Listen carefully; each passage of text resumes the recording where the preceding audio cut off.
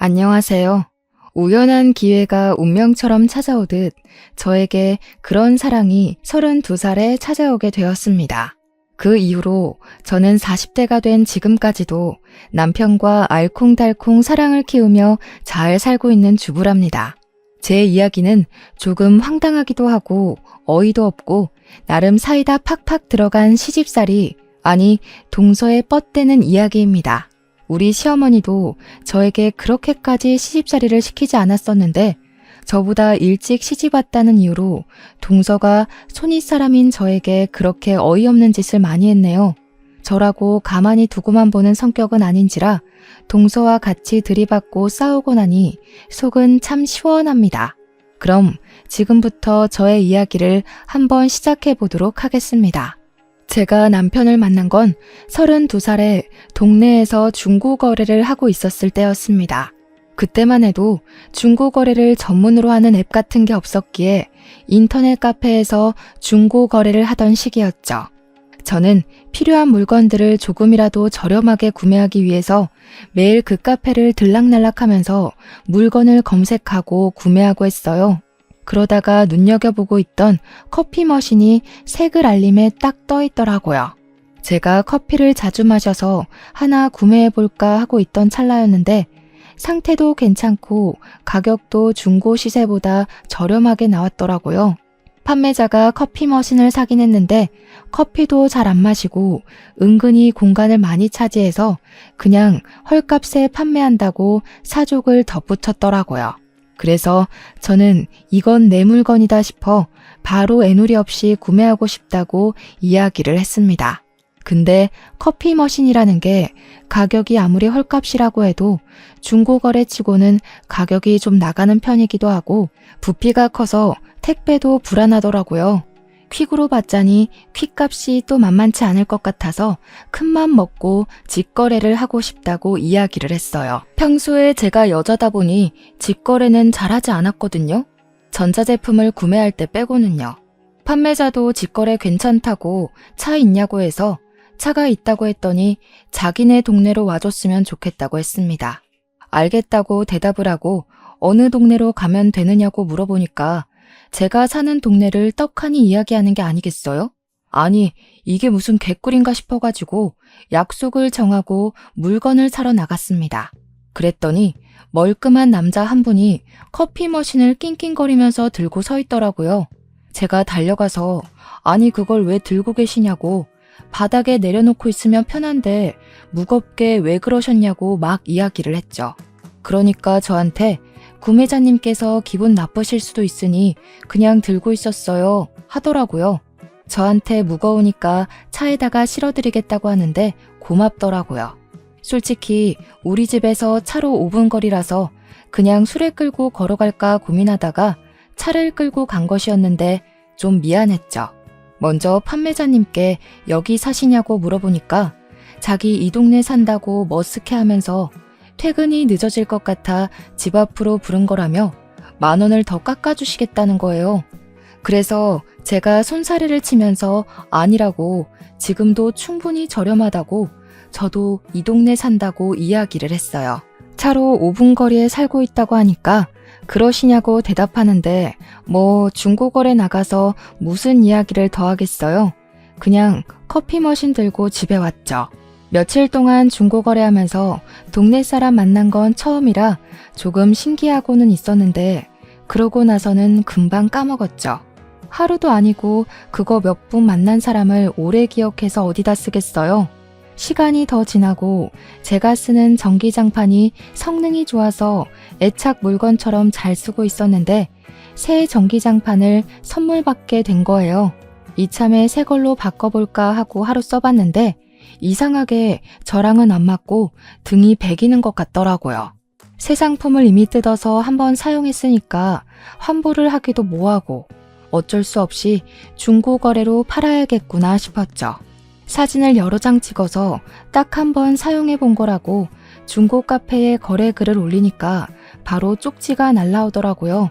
이것저것 물어보시길래 성심성의껏 대답을 해드리고 나니 구매하겠다고 해서 택배로요, 직거래로요? 하고 물어보는데 아이디가 살짝 낯이 익더라고요. 그래서 혹시 커피 머신 판매자님? 하고 물어보니까 맞는다고 하시는 거예요. 그래서 제가 집도 알겠다, 퇴근하는 길에 가져다 드리겠다고 대답을 했죠. 전기장판을 차에 싣고 갔다가 퇴근하면서 그 남자 동네로 가서 물건을 건네주니까 저한테 커피 머신은 유용하게 잘 쓰고 있냐고 물어보더라고요. 잘 쓰고 있다고 커피 맛이 좋아서 큰일이라고 했더니 저한테 잠시만 기다려달라고 하더라고요. 집에 원두가 몇 봉지 굴러다니는데 커피 머신도 없고 평소에 커피를 잘 즐기는 편이 아니라고 저를 주겠대요. 먹지도 않는 거 내버려둬봐야 유통기한만 다가온다고 필요 없다고 하시길래 그냥 화장실에 두고 탈취제로 쓰라고 했죠. 새 원두인데 그렇게 쓰기는 아깝다고 하시더라고요. 주신다는데 굳이 거절하기도 그렇고 2봉지나 새 걸로 받아왔습니다. 고맙습니다 하고 챙겨오긴 했는데 저도 그냥 받기만 하면 좀 양심에 찔리는 거 있죠. 그렇다고 굳이 뭘 챙겨주러 그 동네에 그 남자를 만나러 가는 것도 그렇고, 그래서 그 사람이 물건을 판매하기만을 기다리고 있었어요. 그 카페에 즐겨찾기라는 제도가 있어서 판매자를 소위 질차해놓고 글이 올라오면 빠르게 확인할 수 있게 알림을 주는 그런 게 있었거든요.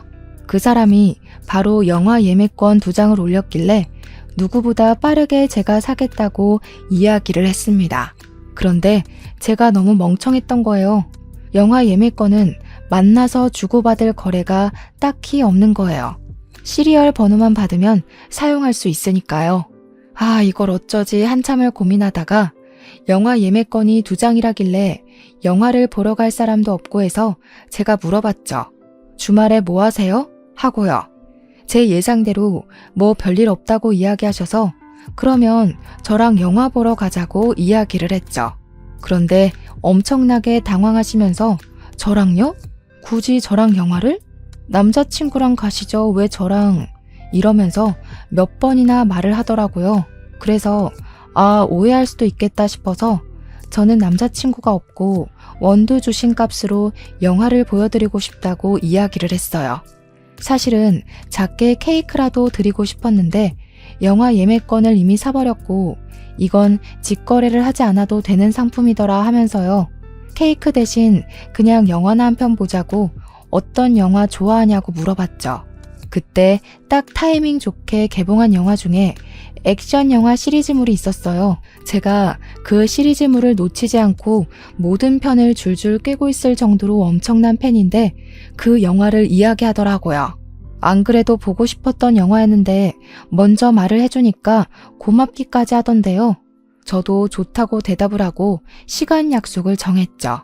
나름 기다리던 주말이 찾아왔고 영화관 앞에 도착을 하고 나니까 너무 콩닥콩닥 긴장도 되고 어색할 것 같아서 자책도 들고 그랬어요. 내가 무슨 용기로 낯선 남자한테 영화를 보자고 했지? 이거 완전 데이트 신청 아니야? 하면서요. 그분도 어색했는지 쭈뼛하게 나타나시더라고요. 순간 망했다 싶었는데 팝콘을 사러 간 뒤부터는 괜찮아졌어요. 취향이 어찌나 똑같던지 탄산음료를 오렌지 주스로 변경하는 것도 똑같았고요. 사이드 메뉴로 버터구이 오징어 사는 것까지 똑같은 거예요. 둘 다 신기해서 와, 이렇게 취향이 잘 맞는 사람도 오랜만에 본다고 영화도 어쩜 똑같은 장르를 좋아하냐고 수다를 막 떨었죠. 영화가 끝나고 그냥 헤어지기 아쉬웠는데 밥 시간은 애매하고 배도 어설프게 불러서 그냥 술을 한잔하러 갔어요. 근데 글쎄 살얼음 낀 맥주 좋아하는 것까지 취향이 똑같더라고요.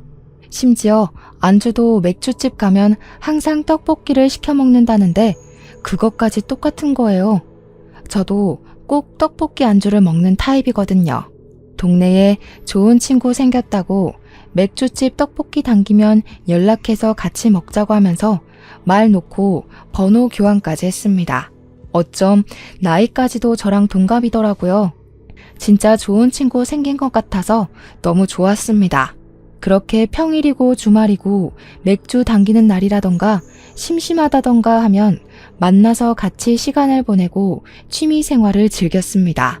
그 사이에 액션 영화도 2편 더 보고 같이 배드민턴도 치고 맥주집 떡볶이도 여러 번 같이 먹었죠. 그런데 하필 제가 전세 계약이 끝나버려서 이사를 가게 되었어요. 어차피 그 동네에서 그 동네로 움직일 예정이긴 했는데 제가 앞뒤 사정을 다 자르고 그냥 이사 간다고만 이야기를 했죠. 아니, 글쎄 집주인이 전세금을 30%나 올려달라고 하더라고요. 아니면 자기네들이 들어와서 살 거라고 나가달라고. 집 없는 떠돌이가 죄지 죄 하면서 씩씩거리고 집을 구하려고 했죠. 아무튼 이사 간다고 이야기를 했더니 화들짝 놀라면서 어디로 가냐고, 멀리 가냐고, 집 구했냐고, 안 구했으면 자기랑 같이 알아보자고, 다른 동네로 가지 말아라, 어느 동네로 갈 거냐, 자기 이제 친구 없어지는 거냐, 난리 법석을 떠는 겁니다. 아니 진정하고 이제부터 집 구할 거라고 했더니 이 동네로 구하는 거지? 하면서 자기가 지금 살고 있는 빌라가 괜찮다고 거기로 오라는 거예요. 그 빌라 전셋값은 제가 안 알아본 건 아니었는데 꽤 비쌌거든요. 그래서 그냥 웃으면서 야, 누가 보면 우리가 연애라도 하는 줄 알겠다 했더니 엄청 당황해하면서 아니었어? 하고 묻더라고요. 귀에서 띠용 하는 소리가 절로 들리는 것 같았습니다. 야, 사귀자는 말을 안 했는데 어떻게 연애를 하는 거냐고. 저도 황당해서 다시 물으니까 저한테 그럼 우리 사귀자 하더라고요. 하긴 잠만 따로 잤지 연인과 다를 바 없는 일상을 보내긴 했죠. 그렇게 어이없게 연애를 시작하고 이사는 같은 빌라는 아니고 그 빌라에서 좀 더 가까운 원룸으로 얻게 되었습니다. 처음 영화관 데이트를 한 이후로 9개월 만에 연인이 되었고 연애한 지 2년이 좀 더 지나 우리 둘은 35에 결혼을 하게 되었어요. 이 남자랑 중고거래로 시작해서 결혼까지 가게 될 줄은 정말 상상도 못했습니다. 물론 결혼을 하는 데에도 우여곡절의 스토리가 있긴 한데 제가 간략하게 이야기를 풀어보겠습니다. 우리 남편은 아주 복작복작하고 다복한 가정에서 자랐더라고요. 무려 위로 형이 하나, 남동생이 하나, 막내로 여동생이 하나 있는 가운데 끼인 4남매 둘째였어요. 물론 남편의 형, 그러니까 아주버님은 우연히 저랑 연애하는 걸 알게 되셔가지고 그간 몇 번 만나 뵙기도 하고 밥도 같이 먹고 했습니다. 하필이면 남편 집에서 같이 밥 해먹고 쉬고 있는데 반찬을 전해주시러 형님이 오신 거죠. 그때 딱 들키고 말았고요.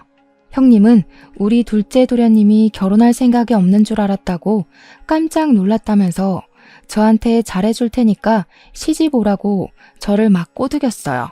저는 무척이나 외향적인 형님의 성격 덕분에 결혼 전부터 아주버님네와 친하게 지낼 수 있었고요. 형님이 워낙 저한테 잘해주시기도 하고 음식 솜씨가 어찌나 좋으신지 정말 해주는 반찬들 제가 다 먹어치웠습니다.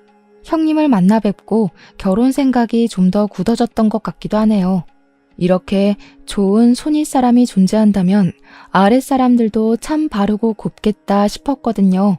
인터넷에 워낙 나쁜 시댁, 못된 시댁만 존재하니까 결혼에 대해 겁이 나기도 했고 그런데 우리 둘 다 이제 나이도 꽤 꽉 찼으니까 결혼을 하긴 해야 하고 형님만 보면 전혀 무서울 것 없는 시댁이겠다 싶었던 거죠. 남편의 남동생, 그러니까 서방님은 사고 쳐서 결혼을 4남매 중에 가장 먼저 했다고 하더라고요. 저보다 2살 어린 동서가 있었는데 제가 글을 쓰게 된 주인공이 드디어 등장하셨습니다. 저는 정말 시모보다 무서운 동서는 태어나서 처음 봤잖아요. 아니 형님도 계시고 막말로 어린 신우도 있고 시모까지 눈 시퍼렇게 뜨고 있는데 동서가 저에게 시집살이를 시킬 거라는 생각을 해봤겠어요. 우리 형님이 진짜 착한 사람이거든요. 싫은 소리도 전혀 할 줄 모르는 천사 같은 사람이요. 그러니까 시모가 시키는 반찬 심부름도 다니고 했겠죠. 근데 거기에 숟가락을 턱하니 얹는 게 동서라는 사람이더라고요. 처음 만났을 때는 정말 가관이었습니다. 초등학교에 들어간다는 시조카를 데리고 상견례 자리에 떡하니 나타나서는 우리 부모님도 계시는데 애는 뒷전이고 저한테 이것저것 따져 묻더라니까요. 시부모님도 가만히 있는데 자기가 나서서 저한테 혼수는 어떻게 해올 거냐부터 시작해서 예단은 얼마 줄 거냐 하는데 우리 부모님도 아니 쟤는 누군데 저러고 있지? 뭐 저런 게 다 있지? 하는 눈으로 보고 계셨어요. 웃긴 게 집안에 동서를 말리는 사람이 하나도 없었다는 겁니다. 나중에 남편한테 따로 물어봤죠. 아니 낄 때 안 낄 때 구별도 못하고 저게 뭐 하는 짓인지 모르겠다고 했어요. 그랬더니 동서네 집이 좀 잘 사는 집안이라 시댁에서도 함부로 못한다는 게 아니겠어요? 동서가 시부모님한테 생활비를 좀 드리고 있대요. 형님네는 왜 꼼짝도 못하는 거냐고 물어보니까 잘 모르겠지만 동서네한테 돈을 빌린 게 있어서 동서한테 꼼짝을 못한다는 거예요. 저는 이 분위기에 엄청난 위화감을 느꼈고 이상하다는 생각이 들었죠. 가족끼리 뭐 동거래할 수도 있지만 그걸로 약점 잡은 사람처럼 군다는 게 영 이상하지 않으신가요? 아무튼 집안에서도 남편의 됨됨이만 보고 결혼을 허락을 해주셨고 저희는 동서의 갖은 간섭을 무시하고 결혼을 했습니다. 결혼 후에 처음으로 맞이하는 명절이 되었는데 시댁은 제사를 따로 지내지는 않지만 온 가족이 모여서 명절에 밥 한 끼는 꼭 챙긴다고 하더라고요. 며느리 되고 처음으로 맞이하는 명절에 제가 음식 솜씨는 별로지만 그래도 거들어야 하지 않겠어요? 식구만 해도 벌써 시부모님의 형님 댁에 우리의 동서에 신우까지 다 합치면 10명이더라고요. 형님이랑 저랑 일찍부터 만나서 음식을 만들기 위해 재료 손질도 하고 양념장도 서로 맛보면서 만들고 있었는데 동서가 나타나질 않더라고요.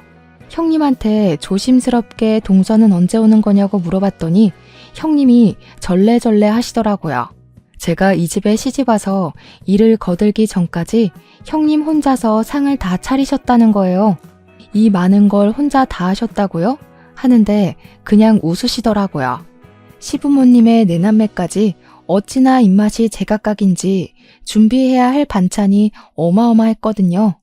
신우는 시간 좀 지나니까 철썩 달라붙어서 일을 돕더라고요. 형님이랑 제 눈치 쓱 보더니 이번에도 그 여우는 안 오는 거야? 하는데 형님이 웃으면서 원래 그랬잖아요 하대요. 딱 봐도 동서 이야기를 하는 것 같아서 이걸 어떻게 받아쳐야 하는 건가 고민을 하고 있었죠.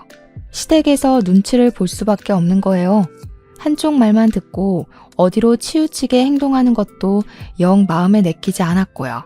점심시간 딱 맞춰서 상을 대충 차리고 치울 거 치우고 하고 있는데 동서네가 두 손 무겁게 엄청 많은 선물을 사들고는 저희 왔어요 하더라고요.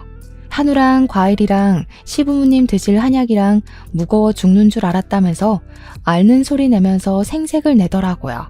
저랑 형님이랑 신우랑 3명이서 상 차리고 있는데 거들떠보지도 않고 시부모님 방에 틀어박혀서 뭘 하는 건지 나와보질 않대요. 한참 뒤에 식사하세요 하고 부르니까 그제야 슬그머니 나오더니 한우 상자 딱 들이밀면서 저보고 구우면 된대요. 제가 네? 뭐라고요?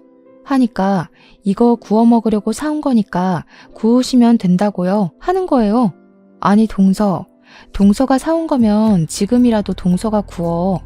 형님이랑 신우랑 우리가 다 밥상 차렸는데 이거는 동서가 해도 되잖아. 불판 가져다 줄게. 돈 내서 한우 사온 사람이 굽기까지 해야 돼요? 동서는 우리 집 식구 아니야? 차려진 밥상에 숟가락이라도 올렸으면 몰라도 준비 다 됐다고 하니까 그제야 나와놓고는 이건 아니지. 그러니까 동서가 굽는 게 좋겠어. 그랬더니 입을 삐죽이면서 쪼르르 시모한테 달려가서는 고자질을 하더라고요. 어머님, 둘째 형님이 글쎄 저보고 고기를 구우라고 시키네요. 저 서러워요. 제가 일이 바빠서 늦게 온 건데 그래서 선물까지 다 사온 건데. 제가 순간 이게 무슨 일이지? 하면서 머리를 굴리고 있는데 형님이 슬그머니 오시더니 내가 구울게 하면서 주방으로 한우를 들고 가시더라고요. 시부모 포함해서 남은 사람들은 전부 식탁에 둘러앉아 있고 신우가 보다 못해서 저도 같이 구워요 하면서 일어나더라고요. 그런 분위기에서 어떻게 저만 밥을 먹을 수 있겠어요? 앉으라는 시부모의 말에 그냥 일어났죠. 저만 일어나기 고가워서 동서한테 이왕 하는 거 같이 구우면 빠르게 할 수 있으니까 같이 하자고 이야기를 했죠. 그랬더니 시모가 인상 팍 쓰면서 숟가락을 탁 소리나게 내려놓더라고요. 예, 우리 막내 며느리는 그런 거 할 줄 모른다. 돈 턱턱 갖다 바치고 선물도 바리바리 싸우는데 그런 것까지 해야 되겠니?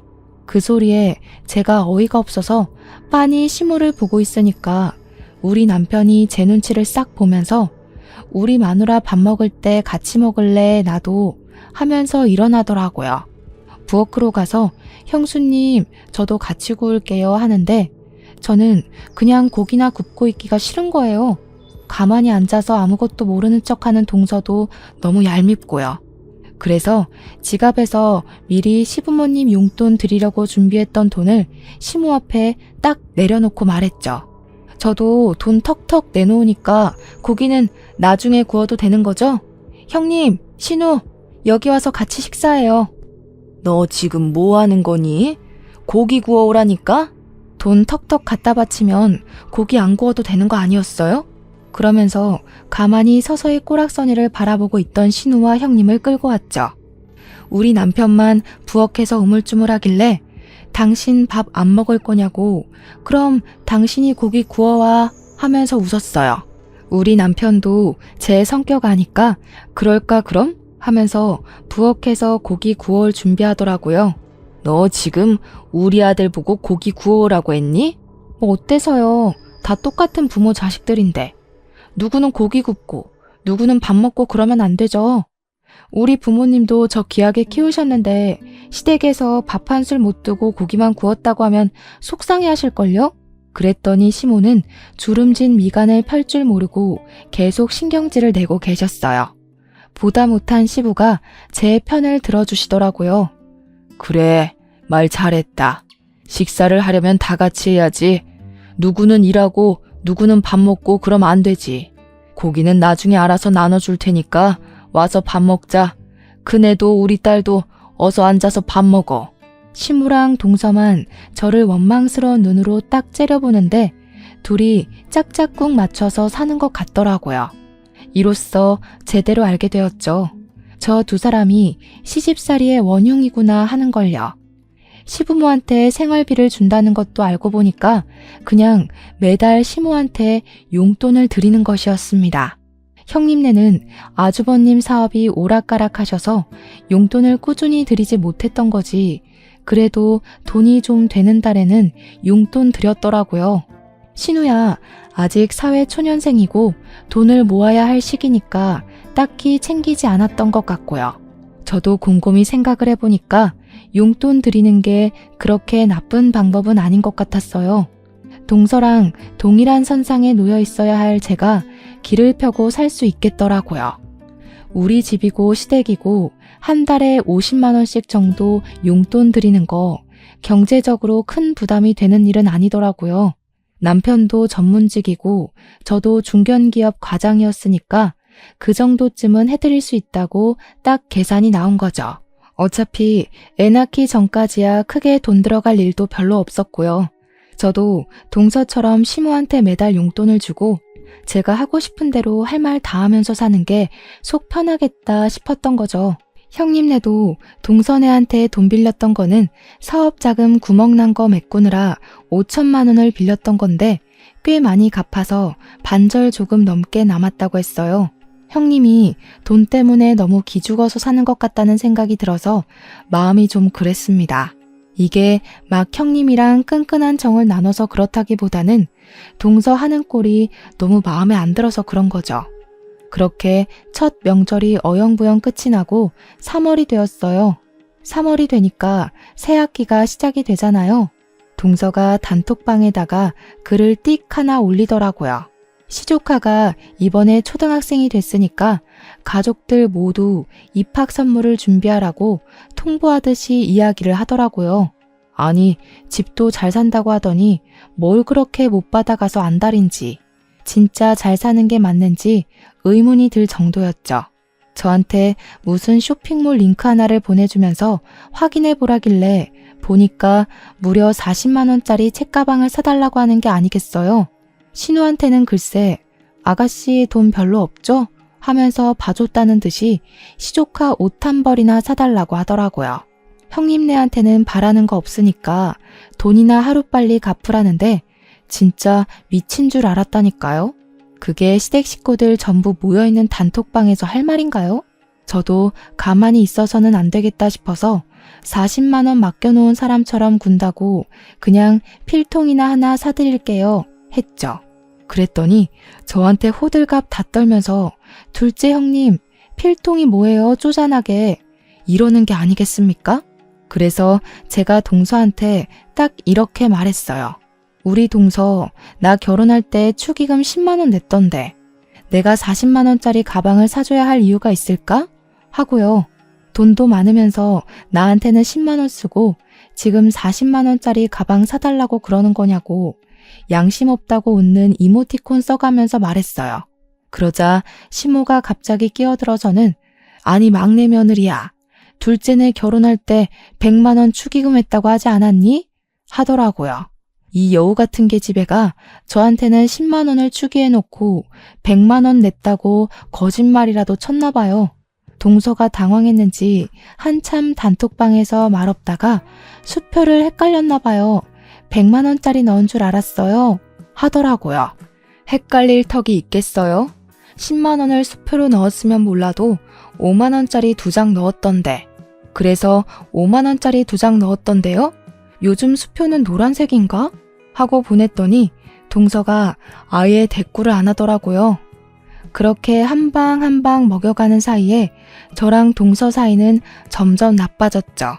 그런데 그럴수록 신우랑 형님이 제 편에 딱 든든하게 서주더라고요. 둘 다 동서에게 당한 일이 한두 개가 아니라고 저한테 막 털어놓기 시작하는데 와, 이야기를 듣는데 어떻게 시부모님은 이런 조악한 거짓말과 술수에 넘어가나 싶더라고요. 신우한테는 은근히 나중에 뭐 해먹고 살라고 그렇게 클럽이랑 나이트만 다니냐고 시모 앞에서 난리를 쳤다고 하더라고요. 신우가 SNS에 놀러간 사진을 올렸더니 무슨 돈이 있어서 그 나이에 그렇게 놀러 다니냐고 남자친구가 혹시 늑다리 부자고 그런 거 아니죠? 하면서 농담이에요 했다는데 신우 입장에선 그게 농담처럼 들리겠냐고요. 시부모님이 그 이야기에 열이 받아가지고 신우 늦게 다니지 말라고 통금 바로 정해버리고 외출 금지까지 시키고 난리를 쳤대요. 글쎄 동서랑 들이받고 싸우고 난리를 쳤는데 그러면 그럴수록 동서가 야실야실하게 시부모 부추겨서 신우를 곤란하게 했다고 하더라고요. 신우가 질염이 자주 생겨서 사실 여자들은 감기 같은 거잖아요. 치료만 제때 받으면 되는 가벼운 염증인데 그것 때문에 산부인과에 치료를 받으러 다녔는데 그 병원이 동네에서 꽤 큰 산부인과고 저희 시댁 식구들이 다 한 동네를 사니까 동서를 마주친 거죠. 시모한테 가서 신우가 자꾸 산부인과 다니는 게 이상하다고 했다는 거예요. 글쎄 애먼 짓만 안 했으면 갈 일이 없는 거 아니냐면서 자기는 처녀 때 산부인과 안 가봤다고 하면서요. 시모가 아니라고 제 아파서 다니는 거라고 했는데 그때마다 동서가 의미심장하게 신우가 뭐 괜히 아프겠냐고 했대요. 산부인과 진료를 받을 정도로 아프다고요? 괜히요? 이러면서 아무것도 몰라요 하는 얼굴로요. 신우가 그것 때문에 진짜 너무 스트레스 받고 동서랑 완전히 등졌다고 하더라고요. 남자친구도 없는데 SNS에 친구들이랑 어디 좋은데 놀러가면 단톡방에 괜히 시비를 건대요. 신우, 새 남자친구 생겼어요? 아, 그래서 지난주에 산부인과 간 거예요? 이러면서 시부모님이 정말 오해하게요. 진짜 골 때리지 않나요? 형님한테는 더하면 더했지 덜하진 않았더라고요. 돈 빌려준 거를 빌미로 시댁에 무슨 행사나 일만 있으면 형님이 하세요. 형님은 저한테 잘하셔야 돼요 하면서요. 돈 빌려준 게 재작년인데 그때부터 명절만 되면 딱 밥 시간 맞춰서 오고 일은 하나도 안 한대요. 조카 생일만 되면 이자 갚은 셈 치고 이거 사줘라 저거 사줘라 난리를 치는데 웃긴 게 이자까지 갚으면서 돈 갚고 있다는 겁니다. 거기다가 형님네가 지금 사업이 잘 안 풀리는 중이라 아이를 가지는 걸 점점 미루게 되나 봐요. 그랬더니 시부모 부추겨서 형님네 불임인 거 아니냐고, 속아서 결혼시킨 거 아니냐고, 산부인과 가서 불임 검사라도 받아봐야 할 것 같다면서 애를 왜 안 가지냐고 일일이 참견을 한대요. 시모가 그 말에 또 혹해서 시모 손잡고 산부인과 가서 불임 검사까지 받았다고 하는데 형님이 그 이야기하면서 억울했는지 막 우시더라고요. 와, 진짜 못된 년이다. 이 말 말고는 설명할 방법이 없는 거 있죠? 제가 이 이야기를 남편한테 이야기해주면서 이거 다 알고 있었냐고 하니까 소스라치게 놀라더라고요. 전혀 몰랐다면서 그런 일이 있었냐고, 저한테도 저렇게 뻗대냐고 물어보면서 당신은 참지 말고 들이박으라고 하더라고요. 그런 거 잘하지 않냐고 절대로 참아주지 말래요. 아니나 다를까 새학기에 그 난리를 치고도 어린이날 되니까 또 단톡방에 글을 올렸더라고요. 우리 집안에 아이라고는 우리 딸 하나뿐인데 다들 선물 하나씩은 챙겨줘야 하는 거 아니냐고요. 형님네는 전집 세트 몇십만 원짜리 사주시면 될 것 같고요. 하면서 우리 보고는 아이 침대를 사달라고 하더라고요. 무려 프레임만 80만 원짜리 침대를 보내면서 우리 딸이 이게 마음에 든대요 하더라고요. 신우한테는 우리 신우는 돈 없으니까 장난감 하나 사주세요 하면서 10만 원짜리 장난감을 보내고요. 시모는 그 와중에도 우리 집안에 손주라고는 하나뿐인데 선물 좀 챙겨주라고 하더라고요. 저한테 꼭 집어서 둘째 너는 새학기 때 입학 선물도 안 사줬잖아 하는데 제가 챙겨야 할 의무가 있는 건 아니잖아요? 제가 왜 80만 원이나 하는 침대를 선물해야 하는지 모르겠더라고요. 어머님, 아직 우리 남편 어린애 취급하시면서 어린이날 선물은 안 주세요? 저희 침대도 불편한데 이번에 받은 브랜드 침대가 600만 원이더라고요. 어린이날 선물로 하나 사주시면 감사하겠습니다. 그러니까 시모가 말이 쏙 사라지대요. 그때 신우가 막 웃는 이모티콘을 보냈어요.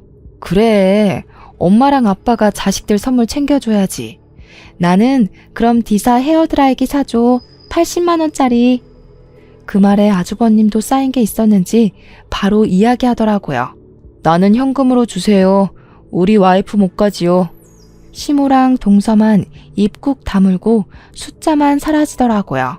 시부가 나서서 어린이날 같은 건 부모가 알아서 챙기고 우리 자식들은 자기가 용돈 주겠다고 10만 원씩 송금해 주시더라고요. 신우랑 형님이 저한테 따로 톡이 와서는 사이다 마셨다고 덕분에 10만 원 용돈 생겼으니까 커피를 쏘겠다고 했어요. 그래서 우리 셋이서만 따로 자리를 마련해서 만나게 됐죠. 그동안 서러웠던 이야기도 술술 해주는데 정말 그 이야기를 들으니 온몸이 부들부들 떨리더라니까요. 그래서 저는 이번 명절에도 동서가 저희한테 또 고나리 짓 하면 제대로 복수를 해주겠다고 마음을 먹었죠. 명절을 기다리던 와중에 제가 임신을 하게 된 것을 알게 되었어요. 남편이랑 저랑 둘 다 완전 경사 났다고 난리가 났는데 남편이 토요일 오전에 급하게 출근을 해야 해서 저 혼자 병원을 찾아가게 됐어요. 산부인과 가서 검사를 받았는데 자리를 잡긴 했지만 조금 불안하다고 조심하라고 하더라고요. 스트레스 받지 말고 몸 많이 움직이지 말고 유산 방지 주사 한 대 맞고 가라고요. 그래서 주사실 앞에서 기다렸다가 주사를 맞고 집으로 돌아와서 남편이랑 상의 후에 안정기를 찾을 때까지 비밀로 하기로 했어요. 그렇게 기다리던 명절이 왔고 남편이 저한테 절대로 일하지 말라고 자기가 다 막아주겠다고 하더라고요. 아니나 다를까 가자마자 시모가 갈비찜을 좀 했으면 좋겠다고 핏물은 빼놨다고 저한테 고기 덩어리를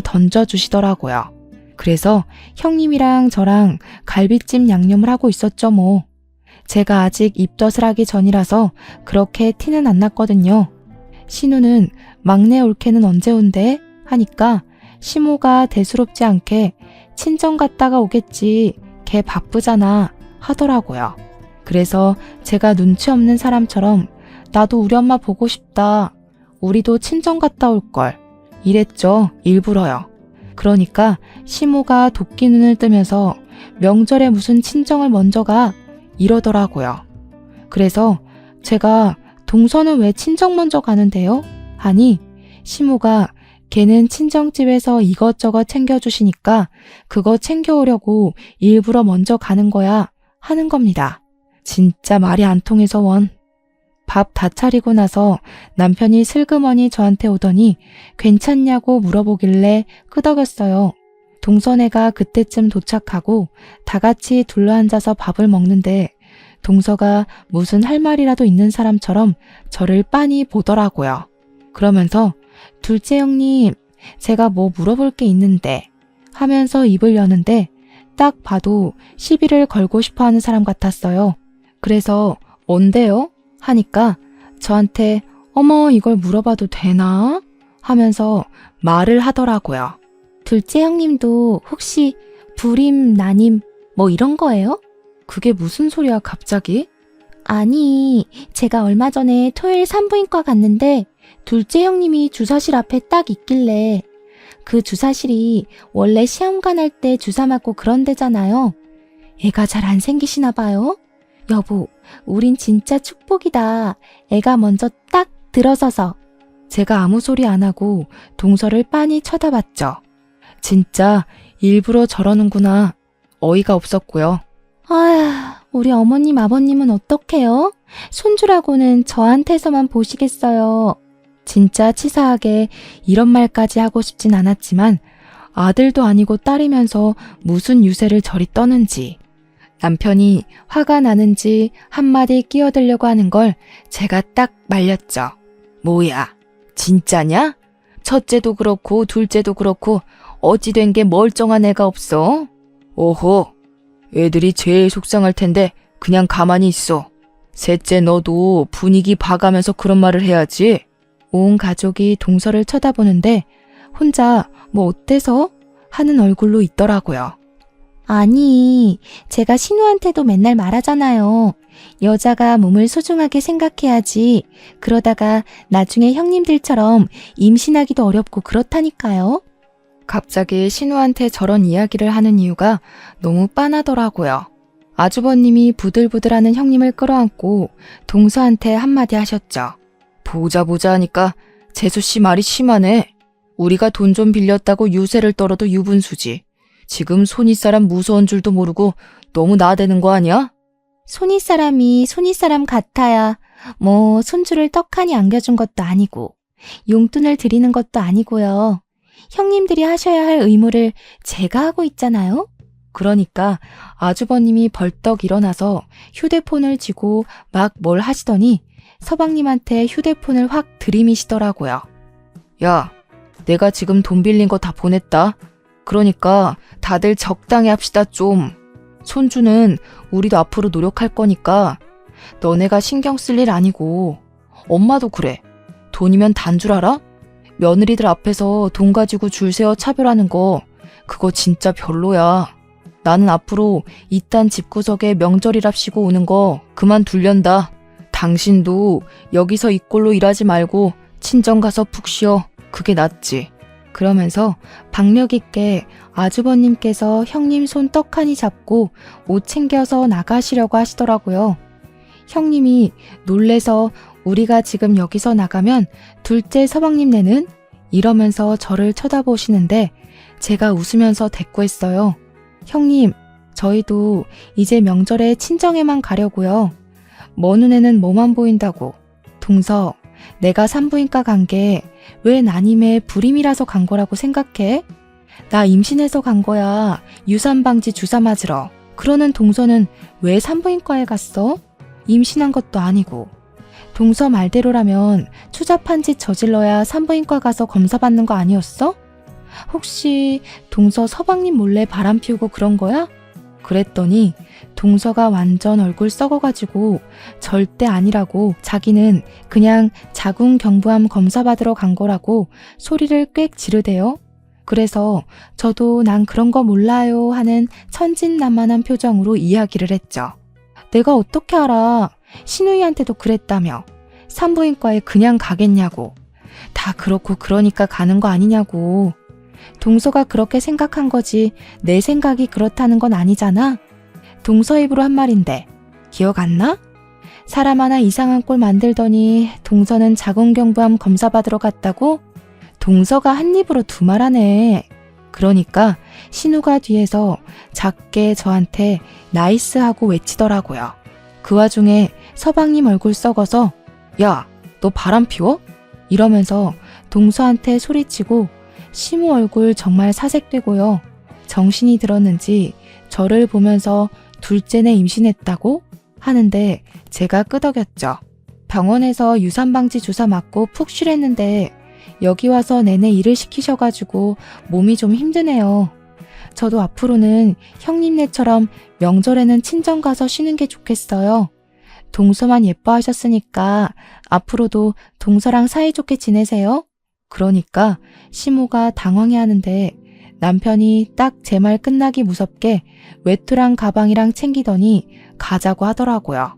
시모가 아니 지금 어딜 가냐고 붙잡으니까 손 딱 뿌리치면서 장모님 댁 가서 쉬는 게 좋겠다고 하잖아 하면서 시모를 싸늘하게 보더라고요. 시부는 묵묵히 식사하시면서 신우랑 대화하시고요. 순식간에 집안 분위기가 동서랑 시모만 이상한 사람 만들어버렸죠. 저랑 남편이 나가니까 아주버님네도 뒤따라 나오시더라고요. 집 앞에서 진짜 친정가? 진짜로? 이러면서 이야기를 하는데 신우가 쏙 따라 나오는 게 아니겠어요? 남편이 너는 어디 가냐 하니까 여기 있어봐야 잔소리밖에 더 듣겠냐고 올케 언니 때문에 속 진짜 뻥 뚫렸다고 친구 집 갈 거래요. 저한테 쌍따봉을 날리면서 막내 올케 표정 썩은 거 처음 본다고 진짜 둘째 올케 대박이라고 하는데 어깨가 으쓱하대요.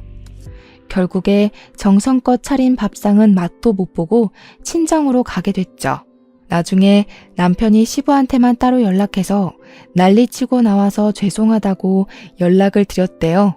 명절에 방문 안 하겠다고 넌지시 이야기를 하니까 시부가 잘했다고 한마디 하셨대요. 그러면서 그날 우리 다 뿔뿔이 친정으로 흩어지고 난 뒤에 동서랑 서방님이랑 머리채를 잡고 싸웠대요. 글쎄 산부인과에 왜 갔냐 진짜 바람났냐 하면서요. 동서는 여자라면 누구나 가는 곳이라고 암검사를 받으러 간 거라고 하는데 서방님은 그동안 동서가 한 말 있으니까 못 믿는 거죠. 신우이 산부인과 갔다 왔다고 난리칠 때 기억 안 나냐고, 신우 그래서 외출금지 당했던 거 모르냐고, 어디서 뭘 하고 다녔길래 그런 데를 가는 거냐고, 네가 한 말도 기억 못하냐고 서방님이 동서를 쥐잡듯이 잡았대요. 동서는 억울해서 시모한테 편들어 달라고 했는데 시모 귀에 들리지도 않았던 거죠. 얼마나 고소했게요. 뭐 암검사 1년에 한 번씩 해야 하는 건 맞는데 입을 왜 그렇게 놀려서 자기가 뱉은 말에 발목을 잡히는지. 그 뒤로 시모가 저한테 임산부한테 좋다는 음식을 보내주겠다, 영양제 챙겨주겠다 하는 거 홀랑 받아먹었죠. 제 뱃속에 아이가 아들인 거 알고서는 뭐 선물을 샀는데 집에 갖다 줘도 되냐, 애는 잘 크고 있냐, 뭐 필요한 거 없냐, 난리 법석을 치는데 솔직히 시모 얼굴은 보고 싶지 않아서 다 됐어요 했어요. 어디 우리 애 한번 만나보려고 호시탐탐 기회를 보는지 시부가 남편한테도 절대 봐주지 말라고 연락을 하셨대요. 시모가 매일 내 손자 하면서 울고불고 한다고, 그러길래 왜 셋째 며느리만 그리 차별하고 들었냐고 한 소리 하셨대요. 저는 출산 무사히 마친 뒤 지금까지도 명절 첫날 점심만 딱 시댁에서 먹고 친정으로 가서 쉬어요. 형님네도 제 시간 맞춰서 밥 먹고 친정으로 가시고, 신우는 결혼해서 지금 다른 지방에 가 있어요. 아, 동선에는 그 뒤로 저랑 형님 눈치 보면서 밥하고 설거지하고 후식 내오고 그러고 있죠. 시모가 동서 때문에 우리 가족이 흩어진 거라고 난리를 치셨나 봐요. 서방님도 그날 이후로 이혼 이야기까지 나온 것 같고요. 동서가 서방님 몇 년을 졸졸 쫓아다니다가 결혼했다더니 이혼은 싫은지 완전히 기죽이고 살고 있더라고요. 형님네도 제가 아이 낳고 2년 뒤에 시험관 성공해서 아들 쌍둥이를 낳으셨어요. 아들 없는 동선에는 그 뒤로 진짜 기도 못 펴고요. 시모는 손자들 한번 보겠다고 저희 눈치 보시는데 진즉 잘하셨으면 얼마나 좋아요? 역시 사람은 참으면 호구돼요. 참지 말고 들이박아서 내 권리를 찾아야 합니다. 그러니 남들은 지옥 같다던 명절이 이렇게 편하고 좋네요. 여러분들도 저처럼 들이받으면서 권리를 꼭 찾으시길 바랄게요. 아무튼 제 사연 들어주셔서 감사합니다. 다들 행복하세요.